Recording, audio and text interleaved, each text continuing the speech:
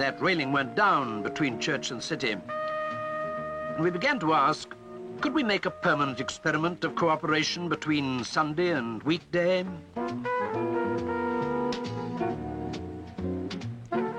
Come to Iona, a spirit seemed to say, and do it in the large. Iona is a very thin place, only a bit of tissue paper between things spiritual and things material.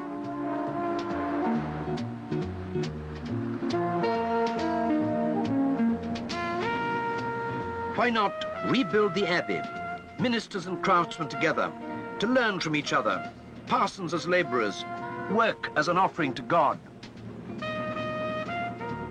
So off we sailed in 1938, 6 ministers and 6 craftsmen, mad as hatters. Well, we weren't quite sure. One man thought us sane, James Lithgow, the shipbuilder. He gave the money for the first year's work. Here are the huts being unloaded from which to build the abbey.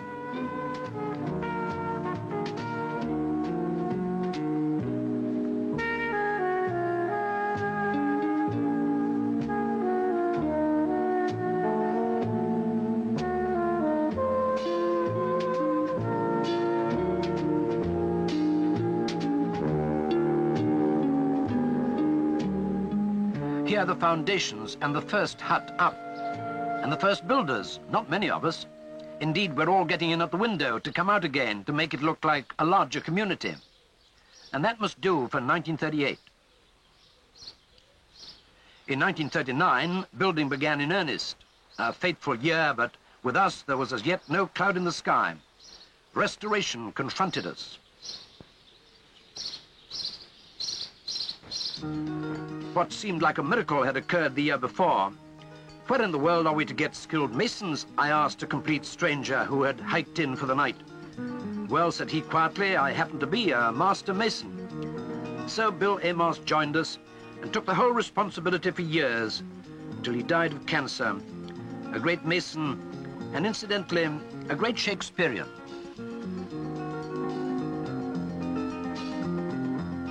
The library was our first objective, top of the old chapter house. A demanding common task, alone can build community.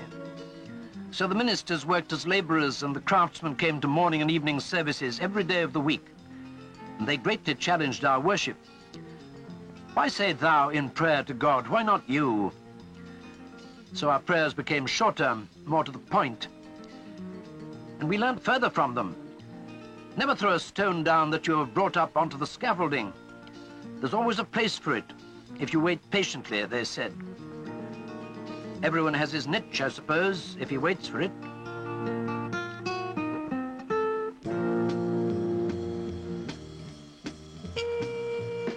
Came 1940.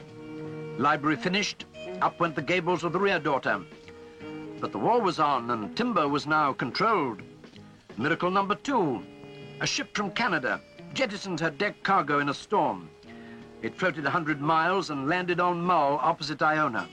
All the right length. Some of the men helping us here are islanders. They were a bit suspicious of us at the start, but this sort of happening intrigued them. It sealed our relationship. During the war, we only built for 2 months each year. The rest of our time was on the mainland, sometimes with air raid rescue work in Clydebank in London. Just after the war, a lovely thing happened. I had told a wartime visitor from Norway that the Norse destroyed the abbey in the 9th century. Believe it or not, he got Norwegian timbermen to send their gift to cover the whole refectory. Here it is, arriving. Towards the 50s, the refectory was ready for its roof. The assembling of the timbers became a major operation. Our work was achieving proportions beyond casual labor.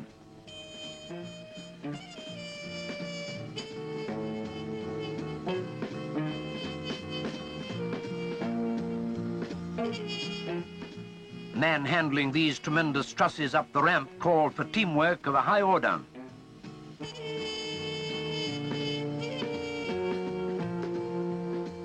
And here is Callum Macpherson, master carpenter and foreman for over 20 years. For the sake of the record, let's say now he really built the abbey. That roof comes up to the highest standard of any time, medieval or present day.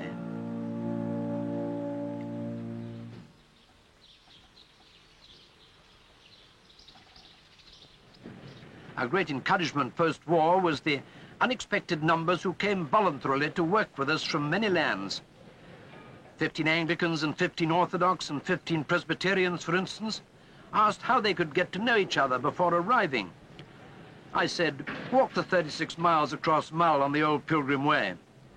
To my surprise, they agreed. To my horror, they asked me to go and lead them. And it rained all the way, and we did get to know each other. And here they lay a cornerstone together.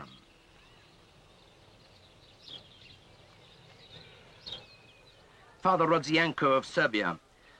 Great was the ancient alliance between the Celtic and the Orthodox Church, the same Easter, the same tonsure. He was much moved by the ruined shrine where Columba's bone lay in the 9th century. The shrine is now restored for prayer with a perpetual light. The last of the rebuilding we have time to glimpse is the cloisters. First, the paving stones. The cloister was, of course, the place of the common life. It is not today the churches that are in ruins in our world. Sometimes they're almost too tidy. It's the place of the common life that's in ruins, the city, the street, the factory. It's these that somehow must be builded again in the shadow of a living church, so to speak. The completed cloister today, as you will see it presently, is a great place for argument and discussion about day-to-day things.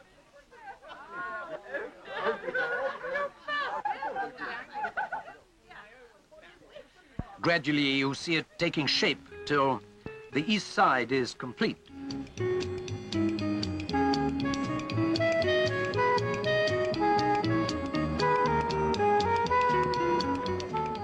The greatest encouragement of all is the youth work. It got going on the island in the 40s. We reckon over 15,000 young people must have come for at least a week for study, play, and worship. Here's the marriage of the youth music leader. He met his bride at the camp here the year before.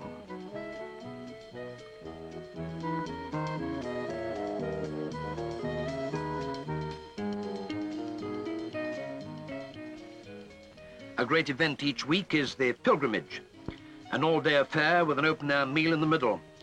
Each week, the 40 guests at the Abbey join the 70 young folk from the youth camp to visit the sacred places. Here they are, assembling.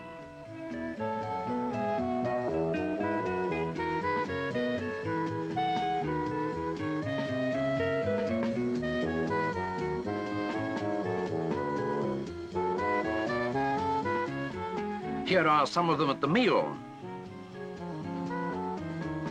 You notice the state of the meat in Scotland and the state of the appetite. Here they go down to the quarry from which the marble came for the medieval altar and indeed for the present communion table. Here also is the oldest rock on the island.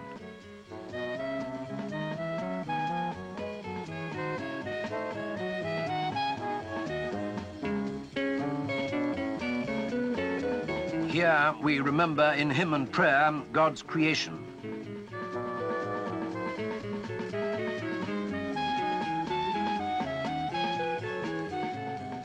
Next we come to the bay where St. Columba landed.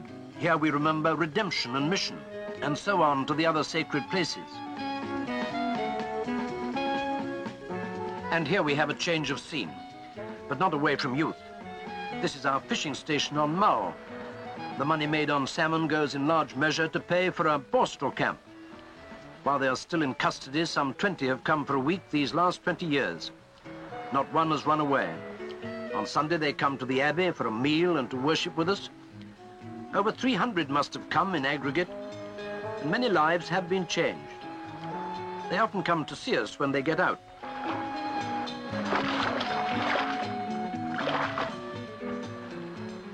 Of course, lectures and conference go on all the time. Here's the late Charles Raven lecturing, a most discerning friend of our purpose.